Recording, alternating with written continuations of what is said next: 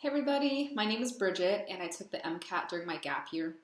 I think I'm actually going to start off by telling you my score so that I can be upfront and I guess you can decide how much you want to take my advice.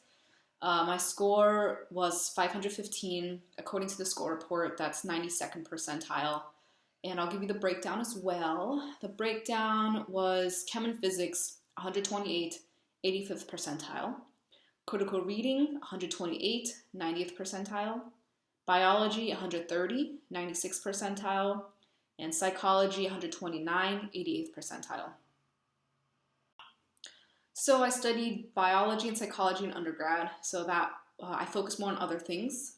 From day one, I knew that critical reading was my weakest section. I was never really that good at it. So I started with that first, and I used this book that I love.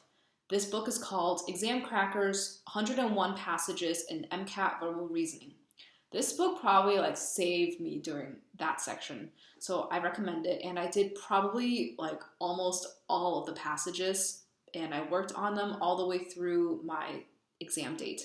Because, critical reading is just one of those sections where it's really hard to improve. It's like this hazy skill. It's not like physics where you know the equation, you got it down, you can apply it to some practice questions, and then you can move on and you're all set.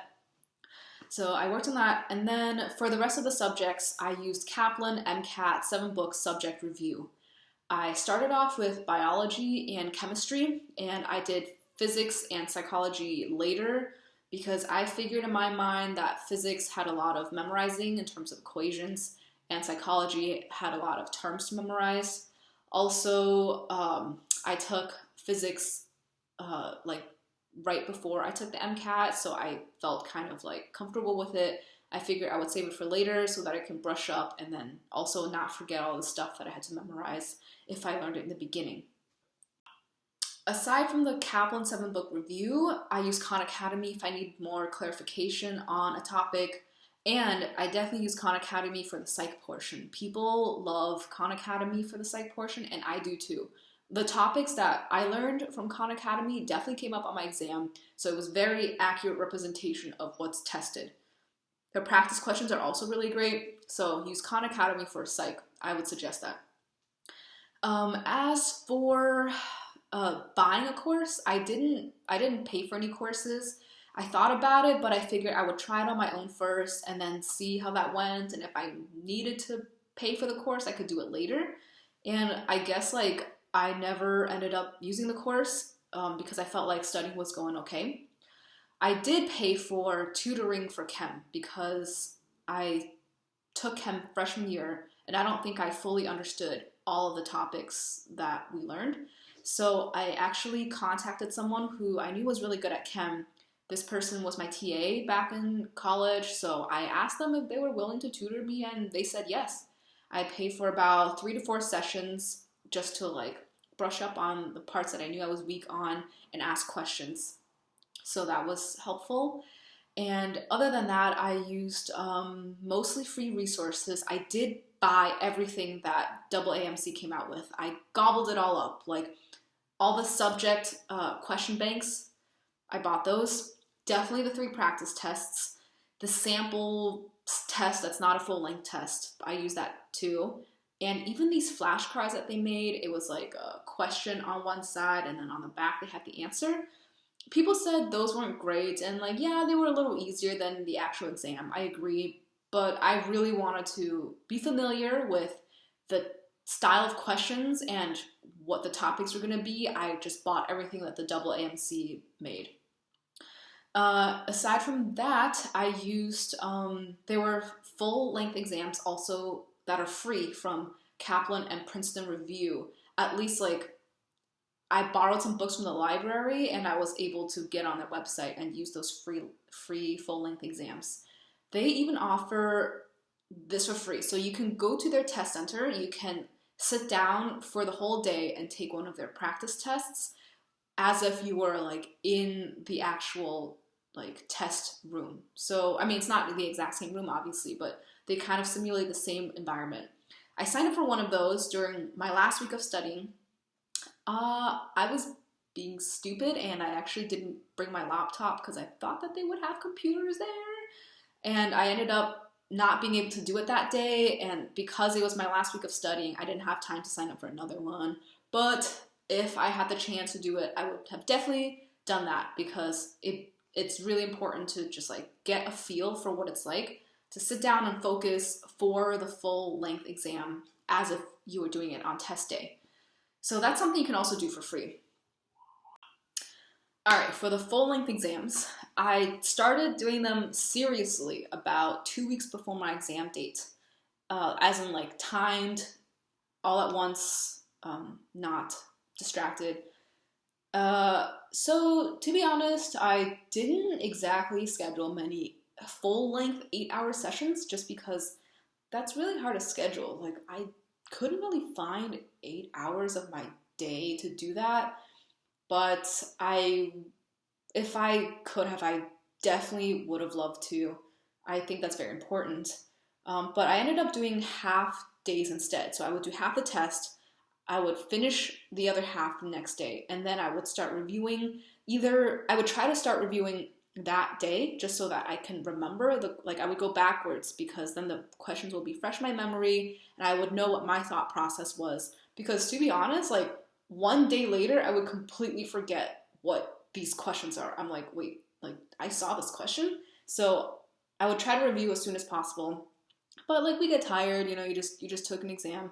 So sometimes I would do the review the next day. So it would be like half test one day, half test next day, and then review next day. So took like 3 days kind of to go through a whole thing.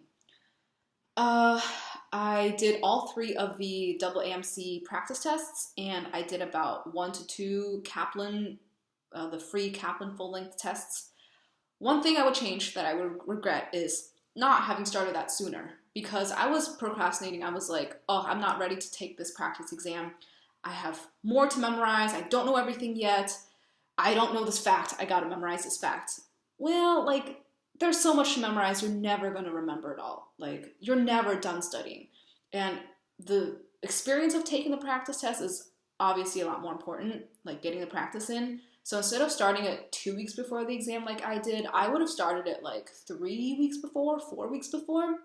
So that's something that I would have changed, like one of the major things I would have changed. Because I had so much practice tests I had like access to that I didn't even get to. Okay, so on the test day, I felt pretty ready. I actually visited the test center the day before. I know that's overkill, like, you don't have to do it, but it made me feel better. It made me feel less nervous, so that I wasn't worried about where is it, like, what floor am I supposed to go to, especially if there's traffic that morning. I just didn't want to be stressed, so I actually like went there and checked out the building, knew where I was supposed to walk to. I mean, someone recommended that to me, and I was like, well, like, what else am I doing? I spent the 2 to 3 days before the exam, I just rested. I didn't try to cram too much, because I knew at that point, like, I had already been studying for 6 months. If I'm ready, like, these 2-3 days, it's more worth it to rest.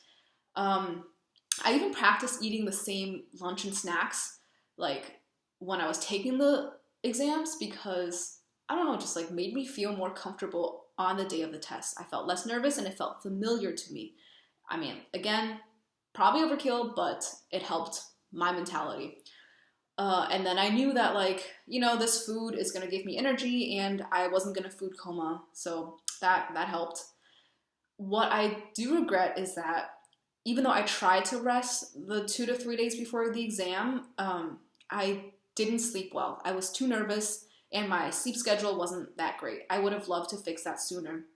So I was like sleep deprived the 2 days before the exam. And then the day of the exam, I had to wake up like before 5 in the morning, because my test center was super far away. It was like an hour drive, and that's without traffic. So I was really tired that morning from the lack of sleep the last 2-3 days. I actually, like, I thought my adrenaline would save me. I thought, like, you know what, it'll get me through this 8-hour day. My adrenaline failed me. I was really tired during my first section. I got like really sleepy and couldn't focus on the questions.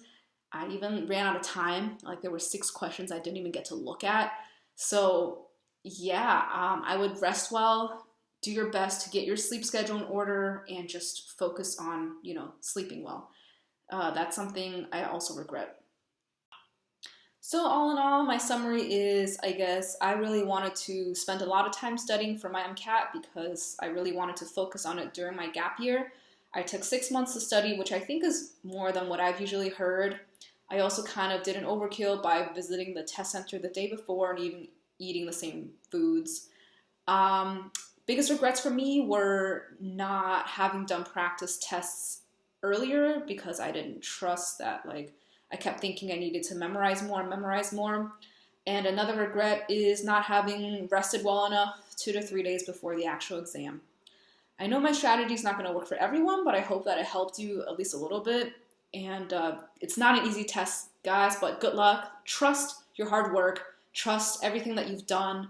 And yeah, good luck to you guys. I hope it works out.